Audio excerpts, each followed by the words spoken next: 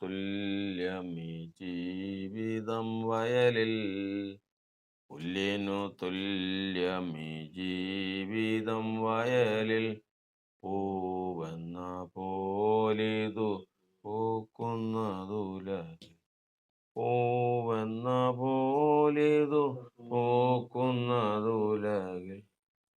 ആഴ്ത്തുക നീ മനമേ എൻ പരനെ, വാഴ്ത്തുക നീ മനമേ, വാഴ്ത്തുക നീ മനമേ എൻ പരനെ, വാഴ്ത്തുക നീ മനമേ.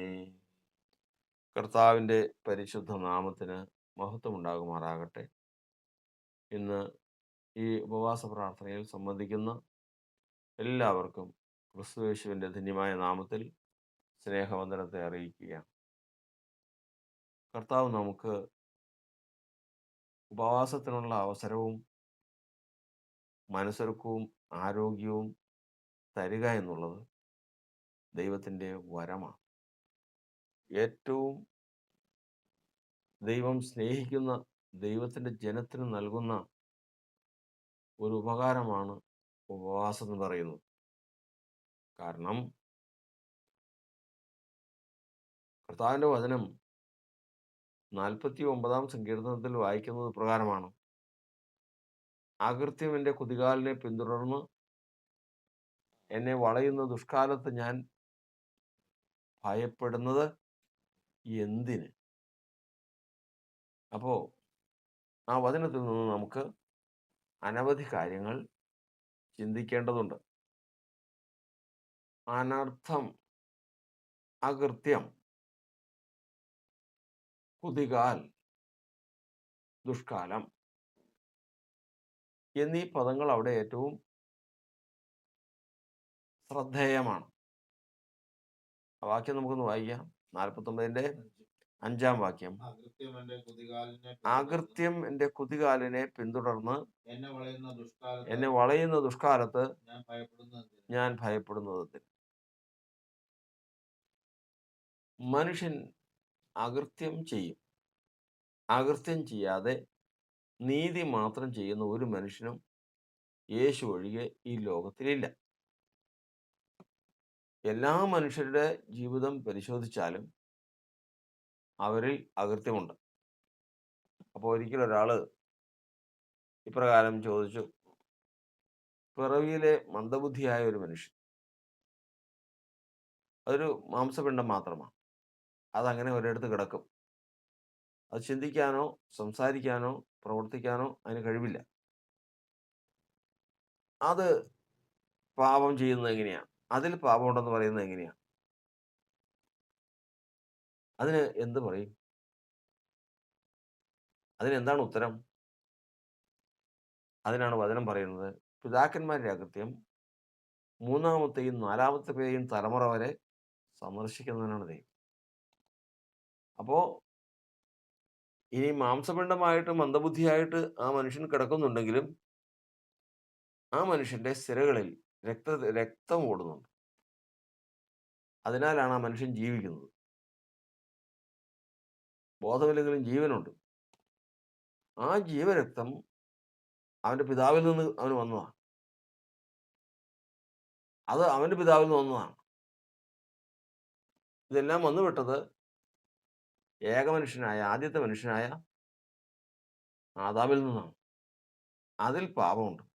അതുകൊണ്ട് ഇവന്റെ ജീവിതത്തിലും മന്ദബുദ്ധിയായിരുന്നാലും മാനസിക വളർച്ച ഇല്ലാതിരുന്നാലും ബോധമില്ലെങ്കിലും പിണ്ടാകാരമായിരുന്നാലും ജീവനുണ്ടോ, രക്തമുണ്ടോ ഉണ്ടെങ്കിൽ അവനിൽ പാപമുണ്ട്.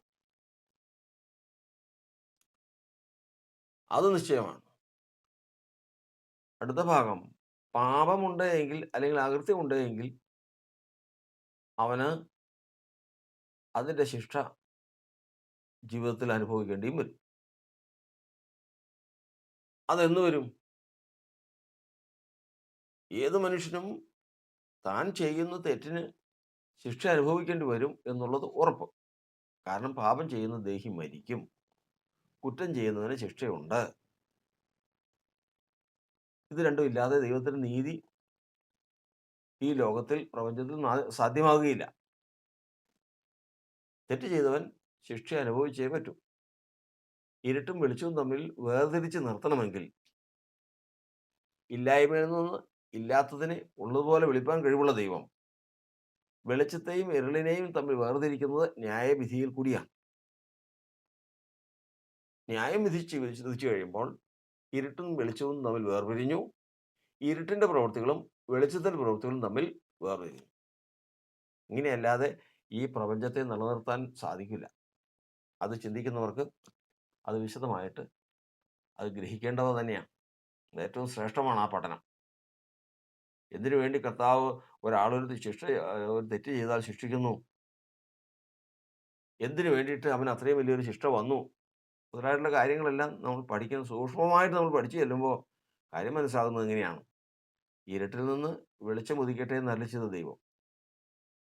ഇരുട്ടും വെളിച്ചവും തമ്മിൽ വേർതിരിച്ചിരിക്കുന്ന ദൈവം. ഇരുട്ട് വെളിച്ചത്തിൽ കിടക്കാതിരിപ്പാൻ, അല്ലെങ്കിൽ വെളിച്ചം ഇരുളായി പോകാതിരിപ്പാൻ ദൈവം ചെയ്യുന്ന സൃഷ്ടിയോട് ചെയ്യുന്ന നീതിയാണ് ന്യായവിധി, അല്ലെങ്കിൽ ശിക്ഷ. അത് അത്രയും അവിടെ നിൽക്കട്ടെ. അപ്പോൾ അകൃത്യം ചെയ്തു, ശിക്ഷയുണ്ട്. ശിക്ഷയില്ലാത്ത ഒരു കാര്യമില്ല.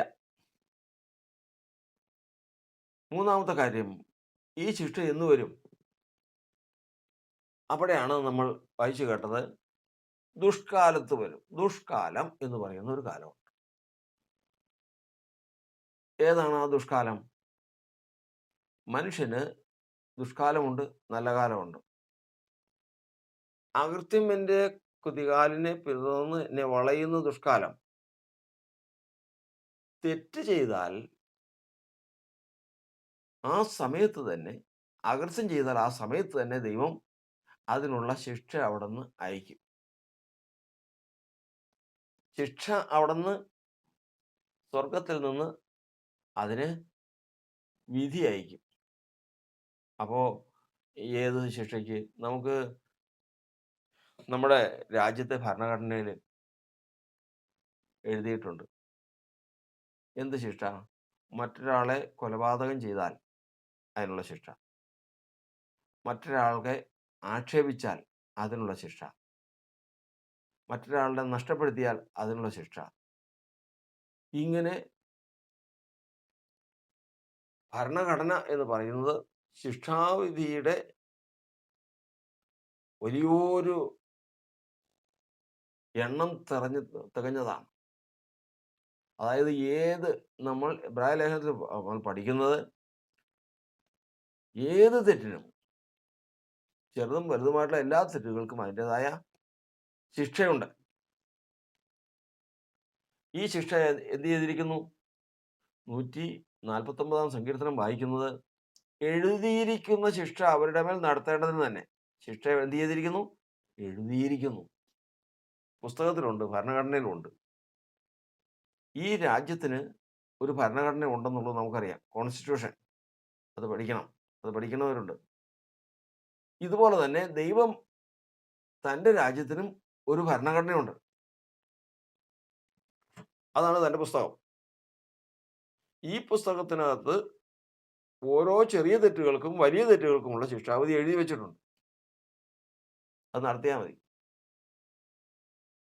അപ്പോ ദൈവം ഭൂമിയിലേക്ക് നോക്കുമ്പോൾ ഒരു മനുഷ്യൻ ഒരു തെറ്റ് ചെയ്തു, ഒരകൃത്യം ചെയ്തു. അകൃത്യം ചെയ്തത് എന്താണ്? നോക്കിയപ്പോൾ അതിൻ്റെ ശിക്ഷ എന്ന് പറയുന്നത് മരണമാണ്, അല്ലെങ്കിൽ 39 അടിയാണ്, അല്ലെങ്കിൽ അവൻ്റെ ശരീരത്തിന് എന്തെങ്കിലും ദണ്ഡനം വരുന്നതാണ്. അപ്പോൾ തന്നെ നീതിമാനായ ദൈവത്തിൽ നിന്ന് അത് പുറപ്പെട്ടു. കാരണം വ്യവസ്ഥയാണ്, പുറപ്പെടാതിരിക്കാൻ പറ്റില്ല. ദാവീദ് ഊരിയാവ് എന്ന് പറയുന്ന മനുഷ്യൻ്റെ ഭാര്യയെ എടുത്ത് സ്വന്തം ഭാര്യയാക്കി അവനെ കൊന്നു, അവനെ കൊണ്ട് കൊല്ലിച്ചു. അവിടെ എഴുതിയിട്ടുണ്ട്, അപ്പം തന്നെ പുസ്തകം എടുത്ത് നോക്കിയാൽ അറിയാം. ആ പുസ്തകത്തിൽ ഉണ്ട് ദാവീദ് മരണയോഗ്യൻ, മരിക്കും.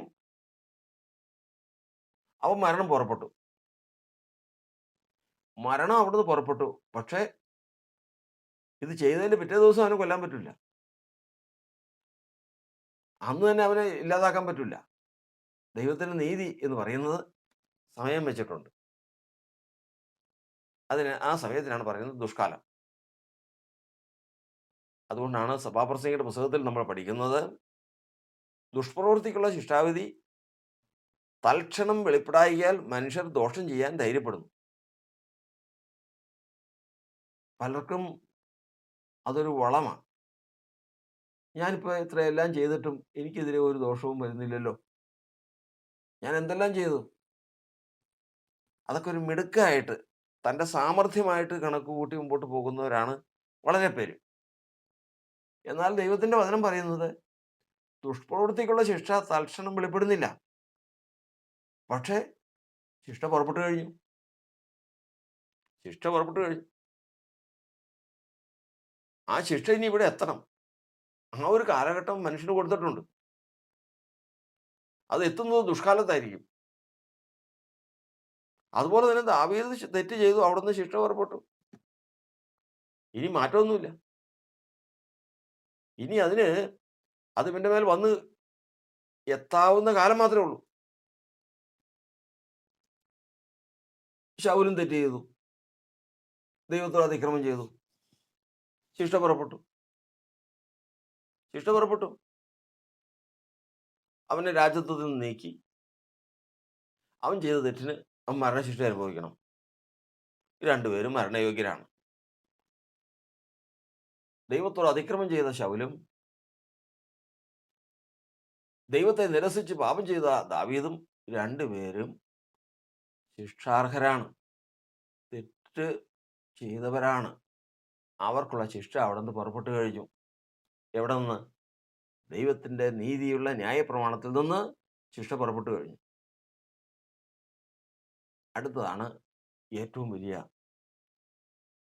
ക്രിസ്തീയ വിശ്വാസം അല്ലെങ്കിൽ സത്യവിശ്വാസത്തിലെ ഒരു മനുഷ്യന്റെ നിലനിൽപ്പാണ് അടുത്ത ഭാഗം. ശിക്ഷ പുറപ്പെട്ടു കഴിഞ്ഞു. മനുഷ്യൻ ചെയ്ത അകൃത്യത്തിനൊത്തവണ്ണം ശിക്ഷ പുറപ്പെട്ടു കഴിഞ്ഞു. അത് അതിന്റെ സമയത്ത് വരും. ആ സമയം വരുന്നതിന് മുമ്പേ തന്നെ ഇവനെ എങ്ങനെയും രക്ഷിക്കാനായിട്ട്, അതായത് ആ ദുഷ്കാലം വരുന്നതിന് മുമ്പ്,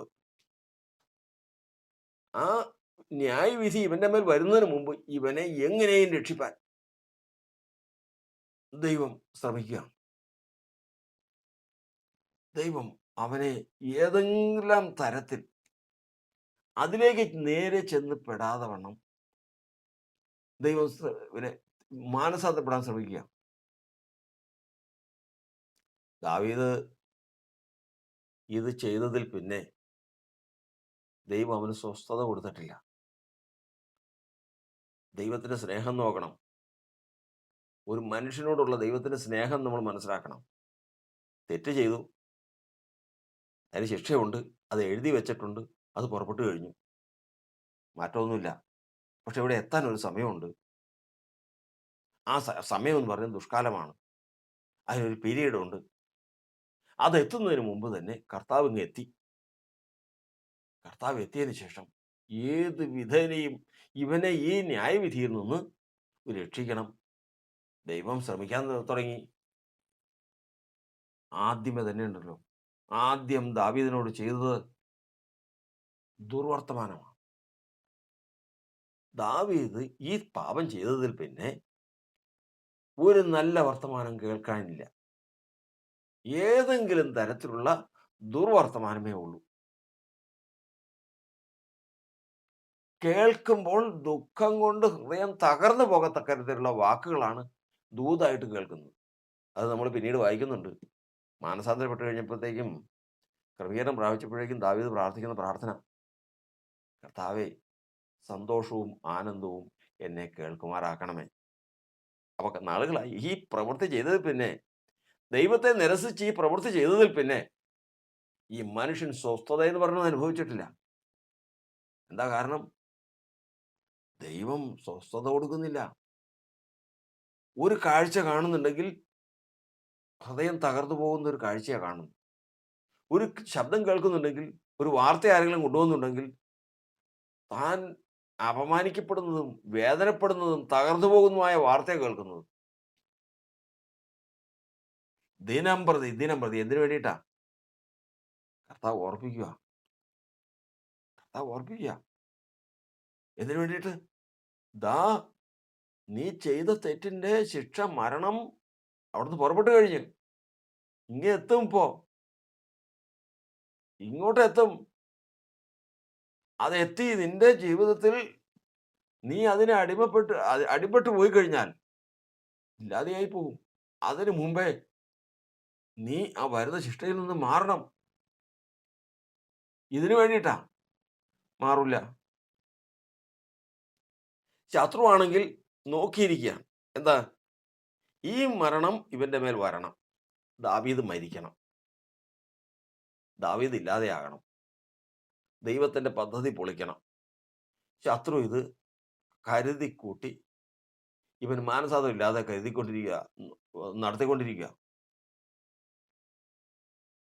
സന്തോഷമില്ല, ആനന്ദമില്ല, ഒന്നുമില്ല. ദിനം പ്രതി ഇപ്പൊ വരും. എന്തു വരും? വരുന്നത് ചെറിയ കാര്യമല്ല. ദുഷ്കാലം വന്നാലോ? ആ ദുഷ്കാലത്ത് മരണമാണ് ഇവിടെ വരാൻ പോകുന്നത്. ദാവീദിനെ കൊല്ലാൻ പോവാ. ശിക്ഷാർഹനാണ്. ദൈവമാണെങ്കിൽ ഇവനെ എങ്ങനെയും ഏത് വിധേനയും ഒന്ന് മാനസാന്തരപ്പെട്ട് ആ മരണം വരുമ്പോഴേക്കും ഇവൻ അതിനോട് അടുക്കാതെ വണ്ണം, ആ മരണം ഇവന് ഭവിക്കാതെ വണ്ണം ദൈവം മാർഗങ്ങളെ ചിന്തിക്കുക. അതാണ് ദൈവത്തിന്റെ പ്രവൃത്തി. അതാ കർത്താവിന്റെ വചനം നമ്മെ പഠിപ്പിക്കുന്നത്. സഫന്യാവിന്റെ പുസ്തകത്തിൽ പറഞ്ഞിരിക്കുന്നത് എന്താ? നാണമില്ലാത്ത ജാതിയെ, ആ ഭാഗം നമുക്കൊന്ന് വായിക്കാം. നാണമില്ലാത്ത ജാതിയെ, നാണമില്ലാത്ത ജാതിയെ, പറഞ്ഞ വാക്ക് ശ്രദ്ധിക്കണം. ആ വാക്യത്തിൽ നാണമില്ല. ആർക്കാ ഈ നാണമില്ലാത്ത? നാണമില്ലാതായി പോകുന്ന ആർക്കാ? നാണമില്ലാത്ത ജാതിയെ ആർക്കാ നാണമില്ലാതാവുന്നത്? നാണം വരുന്ന ആർക്കാ? മനുഷ്യന് നീതിബോധം വരുമ്പോഴാണ് നാണം വരുന്നത്. നീതി കെട്ടവന് നാണം എന്തെന്ന് അറിഞ്ഞുകൂടാ. സദൃശവാക്യങ്ങളുടെ പുസ്തകത്തിൽ നമ്മൾ വായിക്കുന്നുണ്ട്, നീതി കെട്ടവനോ നാണം എന്തെന്ന് അറിഞ്ഞുകൂടാ. ഇവനിൽ നീതിയില്ല. ദാവീദ് നാണം കെട്ടവനൊന്നുമല്ല. യഥാർത്ഥത്തിൽ നീതിബോധമുള്ളവനും യാതൊരു അനീതിയും ചെയ്യാൻ ഇഷ്ടമില്ലാത്തവനും ദൈവത്തിന്റെ വിശ്വസ്തനുമായ ഏറ്റവും ശ്രേഷ്ഠനായ ഒരു കർത്താവിന്റെ ദാസനായിരുന്നു. ഇന്നവന് നാണമില്ല. കാരണം എന്താ? നാണം പോയി, നീതി പോയി. പിന്നെ നാണം ഉണ്ടാവണേ? ഊര്യാവ് മരിച്ചെന്ന് പറഞ്ഞു കഴിഞ്ഞപ്പോ ഊര്യാവ് മരിച്ചു. ശത്രുവിന്റെ ആയുധത്താൽ ഊര്യാവ് മരിച്ചു എന്നുള്ള വാർത്ത വന്ന് പറഞ്ഞപ്പോ ദാവീദ് പറഞ്ഞെന്താണെന്നറിയോ? വാളല്ലേ, അങ്ങോട്ടും ഇങ്ങോട്ടും നാശം ചെയ്യും, അതിൽ നിങ്ങൾ വിഷമിക്കരുത്. എന്താ പറഞ്ഞത്? ഇത് ചെയ്യിച്ചതാരാ? ദാവീദാ ഇത് ചെയ്യിച്ച്. സ്വന്തം സഹോദരൻ ഊര്യാവ് എന്ന് പറയുന്ന നീതിമാനായ മനുഷ്യനെ കൊല്ലിച്ചതിന് ശേഷം, ശത്രുവിന്റെ കൈകൊണ്ട് കൊല്ലിച്ചതിന് ശേഷം ആ വാർത്ത വന്നപ്പോൾ പറയുകയാണ്, വാളാണ്, യുദ്ധമല്ലേ, അങ്ങോട്ടും ഇങ്ങോട്ടും നാശം ചെയ്യും. ശത്രുക്കൾ മാത്രമേ മരിക്കാവുന്നില്ല, നമ്മളും മരിക്കും. അതിൽ വ്യസനം തോന്നരുത്. എവിടെ പോയി പറയാൻ നമ്മൾ പറയുന്ന ജാതികളുടെ ഇടയിൽ പറയുന്ന പോലെ വല്ല ഉളുപ്പുണ്ടോ എന്ന് ചോദിക്കുന്ന പോലെ എന്തെങ്കിലും ഒരു നാണമുണ്ടോ? ഇല്ല, നാണം പോയി. ഒരാൾക്കുള്ള ബാധകമല്ല, സകല മനുഷ്യർക്കുള്ളതാണ്. അനീതി മനുഷ്യന്റെ ജീവിതത്തിൽ നിന്ന് വെളിപ്പെട്ട് വന്നു കഴിഞ്ഞാൽ അതോടുകൂടി നഷ്ടപ്പെടുന്നതാണ് നാണം. പിന്നെ അവന് നാണമില്ല. അവന്റെ ജീവിതത്തിൽ പിന്നെ നാണമില്ല. അവൻ എന്തും പറയാം, അവൻ ഏതും ചെയ്യാം. എന്തിനാ നീ അത് ചെയ്തെന്ന് ചോദിച്ചു കഴിഞ്ഞാൽ ന്യായമില്ല. അത് അങ്ങനെ ചെയ്തു. ഇപ്പൊ എന്താ അതിന് മാത്രം കാര്യമുള്ളത്? നാണമില്ലാത്ത ജാതിയെ, നാണം നഷ്ടപ്പെട്ടു. ആ, വായിക്കാം. ആ, സെഫന്യാവിന്റെ പുസ്തകം 2-ാം അധ്യായത്തിന് 1 എഴുതിയിരിക്കുന്നത്. നാണമില്ലാത്ത ജാതിയെ നിർണയം ഭരിക്കുന്നതിന് മുമ്പേ നീ ആ അനീതി ചെയ്ത് നിനക്ക് ഇപ്പൊ നാണമില്ലല്ലോ. ആ അനീതി ചെയ്തപ്പോൾ തന്നെ നിർണയിക്കപ്പെട്ടു പോയി. നീ ആദ്യം അത് മനസ്സിലാക്കുക. നീ മിടുക്കനായതുകൊണ്ടല്ല. ഇതുവരെയും നീ ചെയ്ത തെറ്റിന് നിനക്ക് ശിക്ഷ വന്നില്ല എന്ന് നീ ഉള്ളിൽ സന്തോഷിക്കുന്നു. ഒന്നും സന്തോഷിക്കണ്ട, പുറപ്പെട്ടു കഴിഞ്ഞു.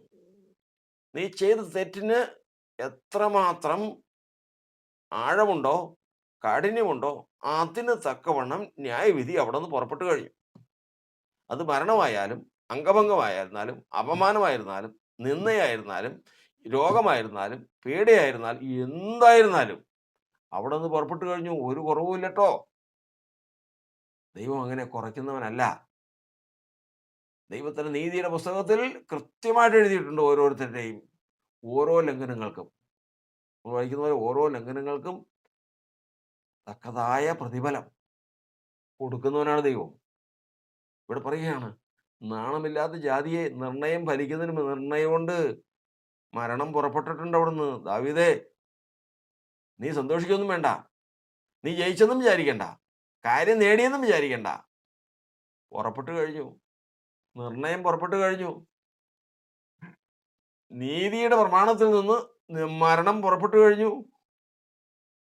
ഒരു ശകലം കുറച്ച് താമസമേ ഉള്ളൂ ഇവിടെ എത്താൻ. അത് ദുഷ്കാലത്ത് നിന്റെ മേൽ വരും, നിന്നെ പിടിക്കും, നീ ചെയ്തതിന് ശിക്ഷ അനുഭവിക്കുകയും ചെയ്യും. അത് ഫലിക്കുന്നതിന് മുമ്പേ, നിർണയം ഫലിക്കുന്നതിന് മുമ്പേ ദിവസം എങ്ങനെ പോവാന്നറിയോ? പതിര് പോലെ പാതി പോയിക്കൊണ്ടിരിക്കുക. എത്ര നാളായിപ്പോ അതൊക്കെ മറന്നില്ലേ? എത്ര നാളായി?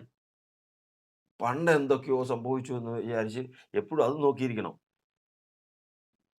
മനുഷ്യൻ മറക്കും, ദൈവം മറക്കില്ല.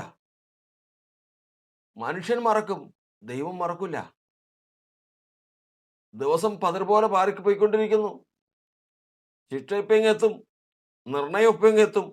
നീ ചെയ്തതിന് ഒത്തവണ്ണം ഓരോരുത്തരും അവനവന്റെ പ്രവർത്തിക്ക് തക്കവണ്ണം, ഹൃദയാവസ്ഥയ്ക്ക് ഒത്തവണ്ണം പകരം നൽകുവാൻ കഴിവുള്ളവൻ അവിടെ നിന്ന് നിർണയം പുറപ്പെടുവിച്ചു കഴിഞ്ഞു. ആ നിർണയം ഇതാ വന്നു കഴിഞ്ഞു. ഫലിക്കുന്നതിന് മുമ്പേ യഹോവയുടെ ഉഗ്രകോപം നീ ചെയ്തതെന്താണെന്നറിയാം? ഉഗ്രകോപത്താൽ, ഉഗ്രകോപം അവിടെ നിന്ന് ന്യായവിധിയായിട്ട് പുറപ്പെട്ടു കഴിഞ്ഞു. അത് നിങ്ങളുടെ മേൽ വരുന്നതിന് മുമ്പേ ഒരു മാർഗമുണ്ട്. എന്താണ്? യഹോവയുടെ കോപദിവസം. ഇപ്പൊ നമ്മൾ പറഞ്ഞ പോലെ ദുഷ്കാലം നിന്റെ മേൽ വരുന്നതിന് മുമ്പേ കൂടി വരുവീൻ. ഒന്ന് കൂടി വരുവീൻ എന്ന് പറഞ്ഞാൽ ഇപ്പൊ നമ്മൾ കൂടി വന്നിരിക്കുന്നത് അതിനാണ്. ദിവസം പതിർ പോലെ പാറിപ്പോവുക. നമ്മുടെ ജീവിതത്തിൽ ന്യായവിധിക്കുള്ള തെറ്റുകളും കുറ്റങ്ങളും എല്ലാം ഉണ്ട്. അത് അവിടെ നിന്ന് പുറപ്പെട്ടു കഴിഞ്ഞു. അതിവിടെ വരുന്നതിന് മുമ്പേ, അത് ചെറിയ തെറ്റായിരുന്നാലും ചെറുതായിരുന്നാലും വലുതായിരുന്നാലും അതിങ്ങോട്ട് എത്തുന്നതിന് മുമ്പേ ദൈവം ഉണർത്തിയതാണ്.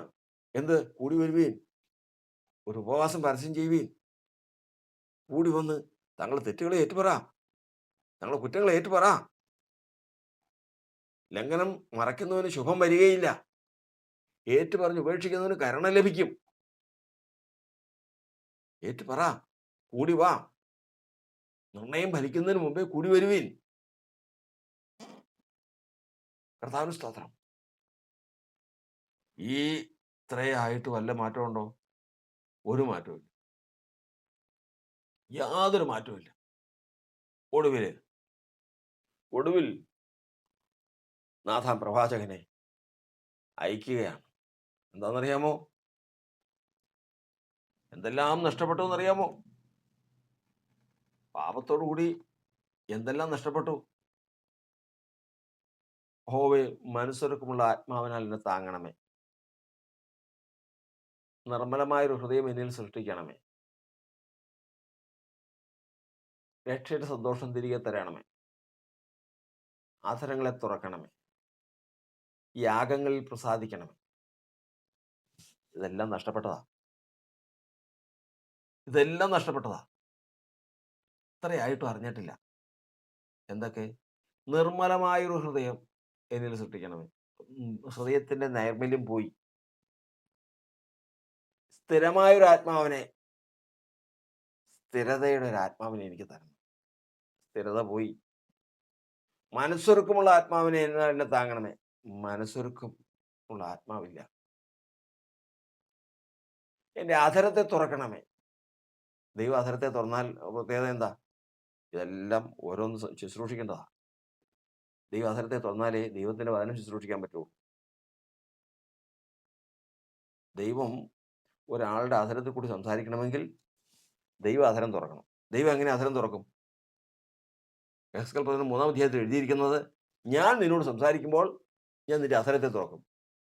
ദൈവം ഒരാളുടെ പ്രാണനോട് സംസാരിക്കുമ്പോഴാണ് അയാളുടെ അധരം തുറന്ന് വചനം സംസാരിക്കുന്നത്. അതിപ്പോ ഇല്ല. ദാവീദിന് ഇപ്പൊ അങ്ങനെ പരിപാടി ഇല്ല. കർത്താവേ, യെരൂശലേമിന്റെ മതിലുകളെ പണിയണമേ. അപ്പോൾ നീ ഹോമയാഗങ്ങളിൽ പ്രസാദിക്കും. യാഗത്തിൽ പ്രസാദിക്കുന്നില്ല. ഒരു 6-7 കൂട്ടം കാര്യങ്ങൾ അവിടെ എഴുതിയിട്ടുണ്ട്. ഒക്കെ നഷ്ടപ്പെട്ടു പോയതാ. ഒക്കെ നഷ്ടപ്പെട്ടു പോയതാ. ഇനി ശേഷിക്കുന്നത് എന്തൊക്കെയുണ്ട്? ഇനി ശേഷിക്കുന്നത് എന്തൊക്കെയുണ്ട്? അതും പറയുന്നുണ്ട്. എൻ്റെ പരിശുദ്ധാത്മാവിനെ ഒന്നും എടുക്കരുത്. കൊടുത്ത അഭിഷേകത്തിൽ കൊടുത്ത പരിശുദ്ധാത്മാവിനെ ഇതുവരെ എടുത്തിട്ടില്ല. 2, നിന്റെ സന്നിധിയിൽ നിന്നെ തള്ളിക്കളയരുതേ. ദൈവസന്നിധിയിൽ ഇപ്പോഴും ഉണ്ട്. നിന്റെ സന്നിധിയിൽ ഇപ്പോഴും ഉണ്ട്. ഇത് രണ്ടും കളഞ്ഞിട്ടില്ല. മറ്റത് 7 കൂട്ടം കാര്യങ്ങളും പോയി. ഒരു ദൈവത്തിന്റെ പൈതലിന് ഇത് ദൃഷ്ടാന്തമാണ്.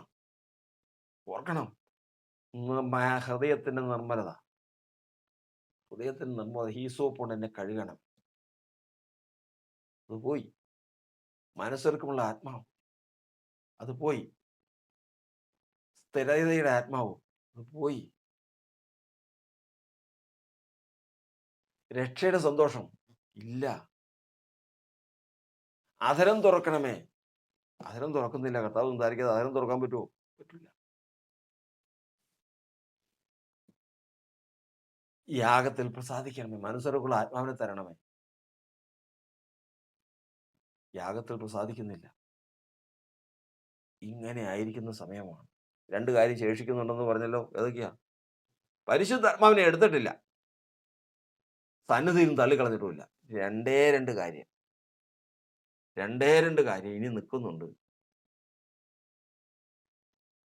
കർത്താവെ, പരിശുദ്ധാത്മാവിനെ എടുക്കരുതേ, നിന്റെ സന്നിധിയിൽ നിന്ന് തള്ളിക്കളയരുതേ. ഈ 2 കാര്യങ്ങൾ അവിടെ ഉണ്ട്. കർത്താവിന് സ്തോത്രം. നാഥാൻ പ്രവാചകനെ പറഞ്ഞു വിട്ടു, നീ ചെല്ല്, എൻ്റെ ദാസനായ ദാവീദിനോട് പറയേ, ഈ കാര്യം പറ. നാഥാൻ പ്രവാചകൻ വന്നു, കാര്യങ്ങൾ പറഞ്ഞു. ഒരു ധനവാനുണ്ടായിരുന്നു, ഇഷ്ടംപോലെ ആടുകളുണ്ടായിരുന്നു. ഒരു ദരിദ്രനുണ്ടായിരുന്നു, അവനൊരു കുഞ്ഞാടുണ്ടായിരുന്നു. ആ കുഞ്ഞാട് അവന്, ഈ ദരിദ്രന്, ഒരു സ്വന്തം മോളെ പോലെയായിരുന്നു. ഈ ധനവാന്റെ വീട്ടിൽ ഒരു വിരുന്നുകാരൻ വന്നു.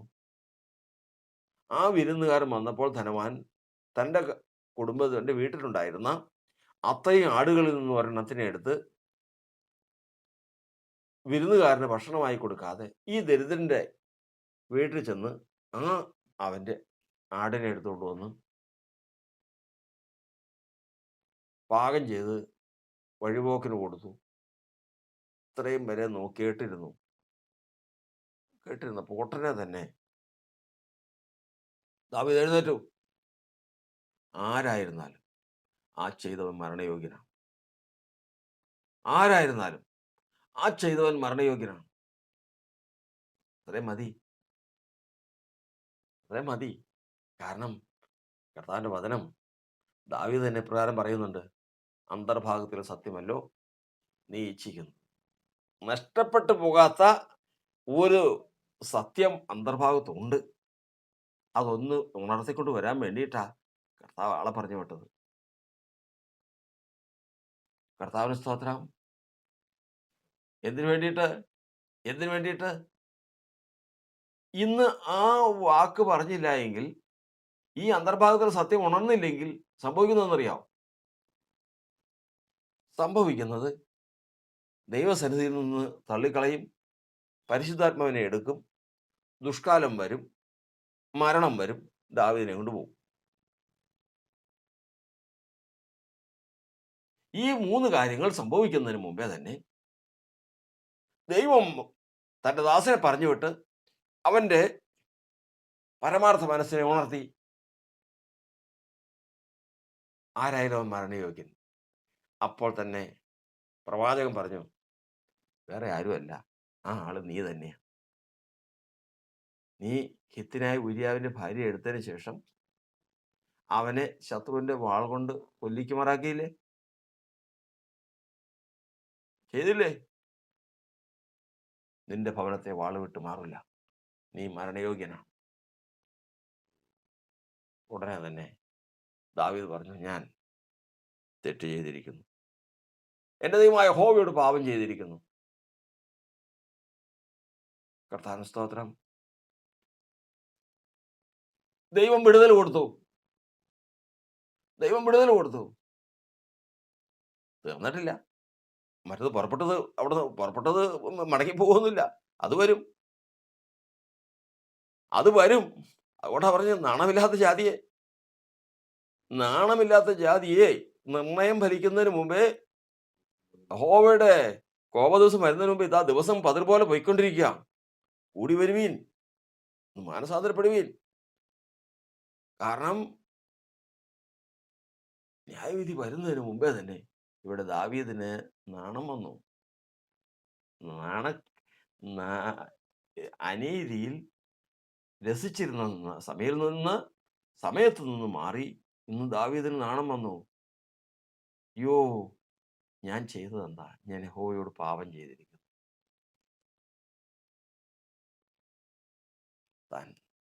തന്നെക്കുറിച്ച് ലജ്ജിച്ചു, തന്റെ പ്രവൃത്തിയെക്കുറിച്ച് ലജ്ജിച്ചു. മതി, നീ മരിക്കുകയില്ല, ഇനി നീ മരിക്കുകയില്ല. പ്രവാചകൻ പറയാണ്, നീ മരിക്കില്ല. അപ്പൊ പിന്നെ വന്ന് മരണം അങ്ങോട്ട് പോകും. ഈ ന്യായവിധി പുറപ്പെട്ടു വന്ന മരണം അങ്ങോട്ട് പോകും. വഴിയുണ്ട്.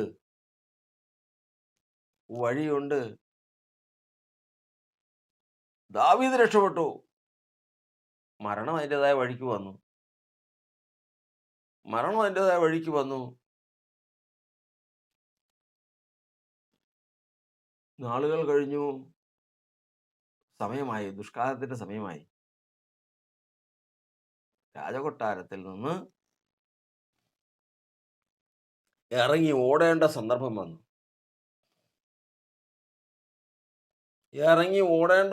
വന്നു. അതായത് ദുഷ്കാലം വന്നു. ദാവീദ് ചെയ്ത തെറ്റിന്റെ ശിക്ഷ, മരണം അവിടെ നിന്ന് പുറപ്പെട്ടത് വന്നു. അബ്ശാലോം തിരിഞ്ഞു.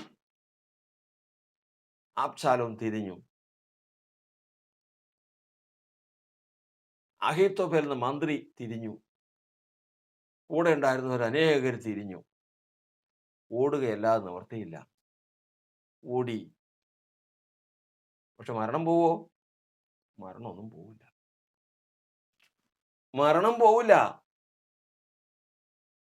അവൻ കൊലപാതകനെങ്കിൽ അവന്റെ ശിക്ഷയ്ക്കുള്ള മരണം അവനെ തേടി വരിക തന്നെ ചെയ്യും. മരണം വന്നു. എന്താ ചെയ്യണ്ടേ? അബ്ശാലോം രാജകുമാരൻ ഇപ്രകാരം പറഞ്ഞു, ഒരാലോചന പറഞ്ഞു തരണം. എന്തെന്നാൽ ഒരാലോചന. കാരണം ഇപ്പോ അപ്പൻ ദാവീദ് രാജകൊട്ടാരത്തിൽ നിന്ന് കുറെ ആളുകളുമായിട്ട് മരുഭൂമിയിലേക്ക് പോയിരിക്കുക. അവരെ നാളെ തിരിച്ചു വരുമല്ലോ എന്ന് അറിയാൻ പാടില്ല. അതുകൊണ്ട് നമ്മൾ എന്തെങ്കിലും അതിന് ചെയ്യണമെന്ന് പറഞ്ഞപ്പോ, അതായത് അപ്പനെ കൊല്ലണം.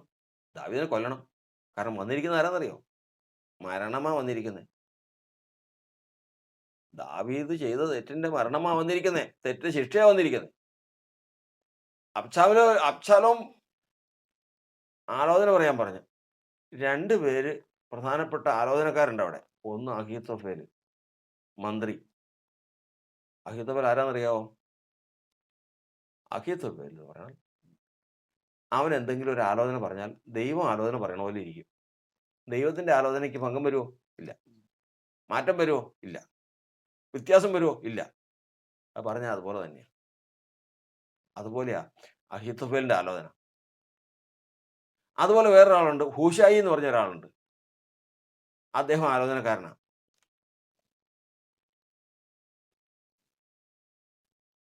ഈ കൂട്ടുകെട്ടില്, തനിക്കെതിരെയുള്ള കൂട്ടുകെട്ടില് അഹീത്തോഫേലും കൂടെ ഉണ്ട് എന്ന് അറിഞ്ഞപ്പോ സ്വന്തം മകൻ കൊല്ലാൻ നടക്കുക. ആ കൂട്ടുകെട്ടിൽ അഹീത്തോഫേലും കൂടെ ഉണ്ടെന്ന് പറഞ്ഞപ്പോ ദാവീദ് ഉടനെ പ്രാർത്ഥിച്ചു. കാരണം അഹീത്തോഫേൽ ആരാന്നുള്ളത് ദാവീദിനറിയാം, മറ്റുള്ളവർക്ക് അറിയില്ല. യഥാർത്ഥത്തിൽ ദാവീദിനറിയാം. ഉടനെ തന്നെ ദൈവത്തോട് പ്രാർത്ഥിച്ചു, യഹോവേ, അഹീത്തോഫേലിന്റെ ആലോചന വ്യർത്ഥമാക്കണമേ. അഹീത്തോഫേൽ ആലോചന പറഞ്ഞു കൊടുത്ത്, ആ ആലോചന പ്രകാരം അബ്ശാലോം പോവുകയാണെങ്കിൽ പിന്നെ ഞാനില്ല, പിന്നെ ദാവീദില്ല. കാരണം അതുപോലുള്ള ആലോചനയാണ്. ആരാ വന്നിരിക്കുന്നറിയാമോ? മരണം. എന്നത് വന്നത് ഊരിയാവിന്റെ ഭാര്യയെ എടുത്ത് ഊരിയാവിനെ കൊന്ന നാളിൽ പുറപ്പെട്ട ന്യായവിധിയുടെ മരണമെന്ന ന്യായവിധിയാ വന്നിരിക്കുന്നത്. വിടുതലില്ല. ദൈവത്തോട് പ്രാർത്ഥിച്ചു. യഹോവ പ്രാർത്ഥന കേട്ടു. കൊട്ടാരത്തിൽ ആലോചന നടക്കുകയാണ്. അബ്ശാലോം രാജകുമാരൻ പറയുകയാണ്, നമ്മൾ ഇനി എന്ത് ചെയ്യണമെന്ന് അപ്പനോടും, അതായത് ദാവീദിനോടും അവന്റെ കൂട്ടരോടും എന്ത് ചെയ്യണമെന്ന് നിങ്ങൾ ആലോചന പറയുവീൻ. 2 പേരാണ് കേട്ടത്. അതിന്റെ മറുപടി പറയാൻ പോകുന്നത് ഒന്ന് അബ്ശാലോമും ഒന്ന് ഹൂശായിയും, ഒന്ന് അഹീത്തോഫേലും. അഹീത്തോഫേൽ ആദ്യം പറഞ്ഞു, എല്ലാവരെയും ഒന്നും കൊണ്ടുപോകണ്ട, നീ എനിക്ക് എൻ്റെ കൂടെ പോരാനായിട്ട് കുറച്ച് പേരെ തന്നാ മതി. ഞങ്ങള് ഈ മരുഭൂമിയിൽ ആയിരിക്കുന്ന ആ ജനത്തിന്റെ നേരെ ചെന്ന് യുദ്ധം ചെയ്ത് എല്ലാത്തിനെയും ചിതറിച്ച് കളയും, പേടിപ്പിക്കും. എല്ലാം 4 വഴിക്ക് ഓടും. യുദ്ധം കാണുമ്പോൾ അവസാനം ദാവീദ് മാത്രം ശേഷിക്കും. ഞാൻ ചെന്ന് അവനെ മാത്രം കൊന്നുകളയും, ദാവീദിനെ മാത്രം. അത് ആലോചനയാ. ദാവീദ് ഇല്ലാതാകാൻ പോകുന്ന ആലോചനയാ. എവിടെന്ന് വന്നതെന്നറിയാവോ? ന്യായവിധിയിൽ വന്ന ആലോചനയാ. ആ ആലോചനയാൽ ദാവീദ് മരിക്കാൻ പോവുക. ആ ആലോചന കൃത്യമായിട്ട് അഹീത്തോഫേൽ പറഞ്ഞു, ദാവീദിനെ തകർക്കാൻ. ഹൂശായി എന്ന് പറയുന്നവൻ, അവന് യഥാർത്ഥത്തിൽ ഉള്ളുകൊണ്ട് ദാവീദിന്റെ പക്ഷ. സംഗതി പ്രശ്നമാണെന്ന് എല്ലാവർക്കും ബോധ്യമായി. ബുദ്ധിയുള്ളവർക്ക് മനസ്സിലായി. ഹൂശായിക്കും ബോധ്യമായി സംഗതി പ്രശ്നമാ, ദാവീദ് മരിക്കാൻ പോവാ. ഹൂശായി ഇപ്രകാരം പറഞ്ഞു, ഞാനൊരു കാര്യം പറയാം. അഹീത്തോഫേൽ നല്ല ആലോചനക്കാരനാ. അതിന് നമുക്ക് ഞാൻ അതിനെതിരൊന്നും പറയാനില്ല. പക്ഷെ ഈ പ്രാവശ്യം അഹീത്തോഫേൽ പറഞ്ഞ ആലോചന അത്ര നല്ലതല്ല. കാരണം അവര് ബുദ്ധിയുള്ളവരാ. നിന്റെ അപ്പൻ ജനത്തോടു കൂടി പാർക്കണമെന്നില്ല. വേറെ എവിടെയെങ്കിലും ഗുഹയിലോ വല്ലതും ഒളിച്ചിരിക്കുമായിരിക്കും. അവർ ചെന്ന് യുദ്ധം ചെയ്ത് 4 വശത്തേക്കും പോകും. 4 വശത്തേക്കും യുദ്ധത്തിന് പോകും. ഓടിക്കഴിയുമ്പോൾ നമ്മൾ ആളെ കാണില്ല. അത് നോക്ക്, ഞാൻ പറയുന്നത് അങ്ങനെയല്ല. എല്ലാം കൂടി ഇസ്രായേൽ ജനം മുഴുവനും കൂടി യുദ്ധത്തിന് പുറപ്പെടണം. രാജകുമാരൻ, അതായത് അബ്ശാലോം അതിന് നായകനായിരിക്കണം. ചെന്ന് യുദ്ധം ചെയ്ത് നമുക്ക് സകലതിനെയും നശിപ്പിച്ച് കളയാം. കേട്ട് കഴിഞ്ഞപ്പോ അബ്ശാലോമിന് തോന്നി, ഈ ആലോചന അഹീത്തോഫെലിന്റെ ആലോചനയേക്കാൾ ഹൂശായിയുടെ ആലോചനയാണ് നല്ലത്. ദൈവം ബുദ്ധിമറിച്ച് കളഞ്ഞതാ. കാരണം നമ്മൾ പറഞ്ഞ വചനം വായിച്ചല്ലോ, അകൃത്യം എൻ്റെ കുതികാലിനെ പിന്തുടർന്ന് എന്നെ വളയുന്ന ദുഷ്കാലത്ത് ഞാൻ ഭയപ്പെടുന്നതെന്തിന്? കാരണം ആ സമയത്ത് ദൈവം ദാവീദിന്റെ പക്ഷമാണ്. കാരണം അവൻ യഥാസ്ഥാനപ്പെട്ടു. ഇന്ന് അവന് നാണമുണ്ട്. അവന്റെ പാപത്തെക്കുറിച്ച് ഏറ്റു പറഞ്ഞു. ദൈവം അവന് മാപ്പ് കൊടുത്തു. ദൈവം അവന് വിടുതൽ കൊടുത്തു. ഇന്ന് ആ മരണം അവനെ അന്വേഷിച്ചു വന്നാൽ അവന്റെ അടുക്കളയിൽ എത്തില്ല. കാരണം ഇന്ന് അവന്റെ ദൈവം അവന്റെ പക്ഷമാണ്. അവരുടെ ബുദ്ധിയെ തിരിച്ചു കളഞ്ഞു. നിന്നവരുടെ ബുദ്ധിയെ തിരിച്ചു കളഞ്ഞു കർത്താവ്. അകൃത്യം കുതികാലിനെ പിന്തുടർന്ന് വരുമ്പോൾ ഭയപ്പെടാതിരിപ്പാൻ ഇന്ന് കൂടി വന്നിരുന്ന, ഇന്ന് ദൈവസേന ഉപവസിക്കുന്ന ജനത്തിന് അത് വിടുതലായിരിക്കട്ടെ. ആരെന്തെല്ലാം എവിടെയെല്ലാം വരട്ടെ. ഞാൻ എൻ്റെ കർത്താവിന്റെ സന്നിധിയിൽ എന്നെ തന്നെ സമർപ്പിക്കും. എൻ്റെ തെറ്റ് ഏറ്റു പറഞ്ഞു. അനർത്ഥം വരുന്നുണ്ട്, അത് കർത്താവ് നോക്കിക്കോളും. ഞാൻ ഭയപ്പെടേണ്ട കാര്യമില്ല. സംഭവിച്ചതെന്ത്? പറഞ്ഞതുപോലെ അബ്ശാലോം രാജകുമാരൻ യുദ്ധത്തിന് പുറപ്പെട്ടു. അഹീത്തോഫേൽ നോക്കിയപ്പോൾ തൻ്റെ ആലോചന നടപ്പായില്ല. ഇനി ഇവൻ നേരെയാവില്ല എന്നുള്ളത് അഹീത്തോഫേലിന് മനസ്സിലായി. ദാവീദേ ജയിക്കൂ. കാരണം ആ അനർത്ഥത്തിലേക്ക് ഇവൻ തിരിഞ്ഞു എന്ന് മനസ്സിലായി. അഹീത്തോഫേൽ ചെന്ന് ഗ്രഹകാര്യങ്ങൾ ക്രമപ്പെടുത്തിയതിനു ശേഷം ഞാൻ ചത്തു കളഞ്ഞു. വന്ന മരണം എവിടെ പോയി? ദാവീദ് മരിക്കേണ്ട സ്ഥാന.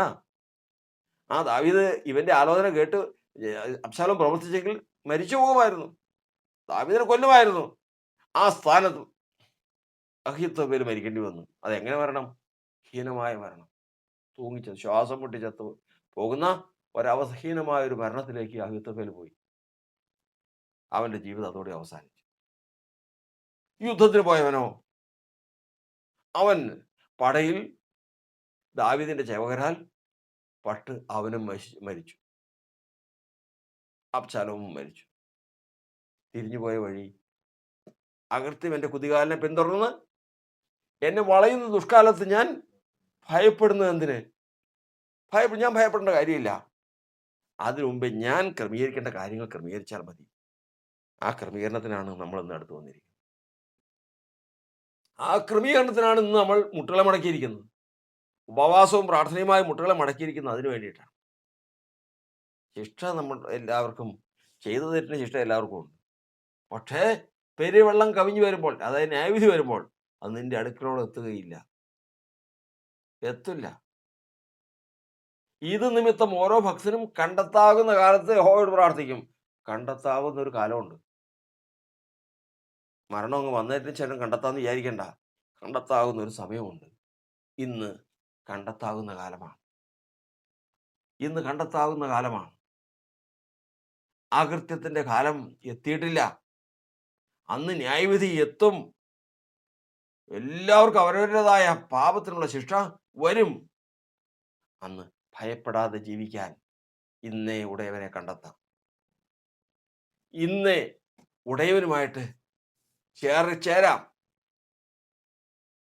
ഇന്ന് ദൈവം തൻ്റെ പക്ഷക്കാരനായി തീരുവാൻ തക്കവണ്ണം ദൈവത്തിൻ്റെ ഭാഗത്ത് തങ്ങളെ തന്നെ താഴ്ത്താം. ലംഘനങ്ങളെ ഏറ്റുപറഞ്ഞ് ഉപേക്ഷിച്ച് ക്രമീകരണം പ്രാപിപ്പാൻ ഈ ഉപവാസ പ്രാർത്ഥനയിൽ സാധിക്കുന്നുവെങ്കിൽ നമുക്കിന്ന് സങ്കീർത്തനക്കാരനോടുകൂടി പറയാം, എന്നിൽ അകൃത്യമുണ്ട്, കുറ്റമുണ്ട്, കുറവുകളുണ്ട്. എങ്കിലും എൻ്റെ ദുഷ്കാലത്ത് അതിൻ്റെ ന്യായവിധി എൻ്റെ അടുക്കിലേക്ക് വരുമ്പോൾ ഞാൻ ഭയപ്പെടാതിരിപ്പാൻ ഇന്ന് എൻ്റെ കർത്താവിൻ്റെ സന്നിധിയിൽ ഒരു ക്രമീകരണത്തിന് വേണ്ടി ഞാൻ അടുത്തു വരുന്നു. ആ ക്രമീകരണം ശൗലിന് സാധിച്ചില്ല. ഗിൽബോവ പർവ്വതത്തിൽ അവനും മക്കളും വീണു മരിച്ചു. അവൻ്റെ ന്യായവിധി അവൻ്റെ മേൽ വന്നു. ആ കൃത്യം അവൻ്റെ കുതികാലിനെ പിന്തുടർന്ന് വളഞ്ഞ ദുഷ്കാലത്ത് ഭയപ്പെട്ടുപോയി. അവൻ തനിക്ക് ചുറ്റും നിന്നും ആളുകൾ തന്നെയോട് യുദ്ധം ചെയ്യാൻ വരുവാണ് ശൗലിന്റെ നേരെ. എന്ത് ചെയ്യാൻ പറ്റും? രക്ഷയില്ല. അവിടെ സ്വന്തം വാളിൽ വീണു. അമാലേക്കൻ കഴുത്ത് വെട്ടി അവൻ മരിച്ചു. മക്കളും നശിച്ചു. ഇവിടെ ദാവീദോ അകൃത്യം ചെയ്തു. ദുഷ്കാലം വന്നു, മരണവും വന്നു. അവനോടടുത്ത് വന്നില്ല, വഴിമാറിപ്പോയി. കാരണം ദൈവം അവൻ്റെ പക്ഷക്കാരനാണ്.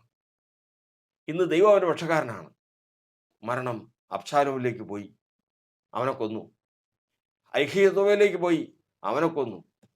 ദാവീദിനോട് അടുത്ത് വന്നില്ല. ദാവീദിന്റെ രക്ഷകനായി ദൈവം അവനോടൊപ്പം ഇരിക്കുന്നു.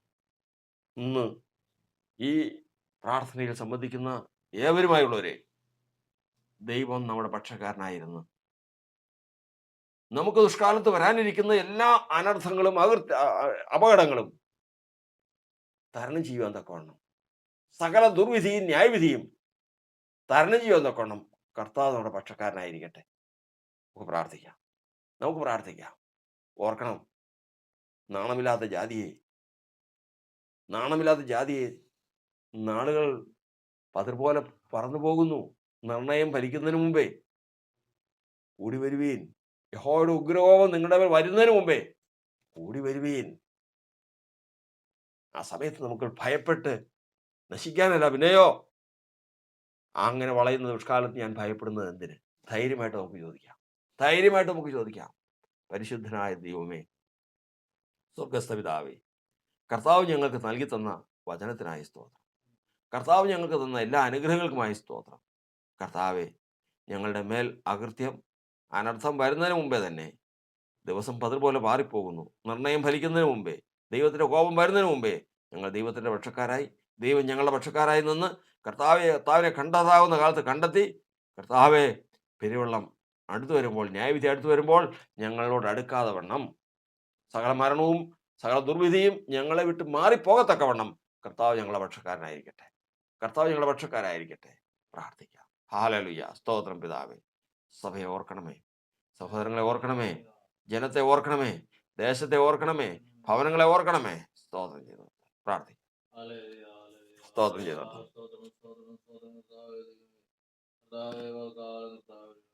യേശുവേ,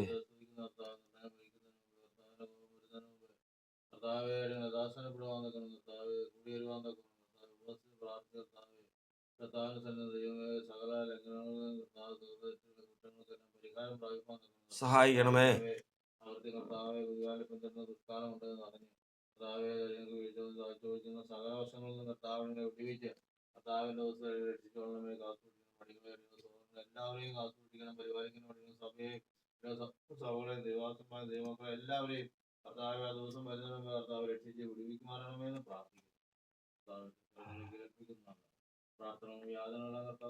സ്തോത്രം. ആമേൻ. പാപത്താൽ എന്നിൽ വന്ന ശാപക്കറകൾ നീക്കി,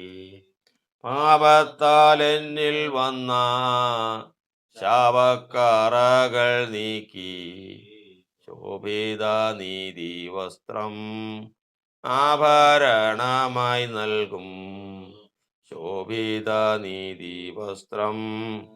ആഭരണമായി നൽകും. യേശു എന്നടിസ്ഥാനം ആശയവനിലത്രേ. ആശയവനിലത്രേ ആശ്വാസത്തിൻ പൂർണ്ണത യേശുവിൽ കണ്ടേ ഞാനും ആശ്വാസത്തിൻ പൂർണ്ണത യേശുവിൽ കണ്ടേ ഞാനും. യേശുവേ സ്തോത്രം.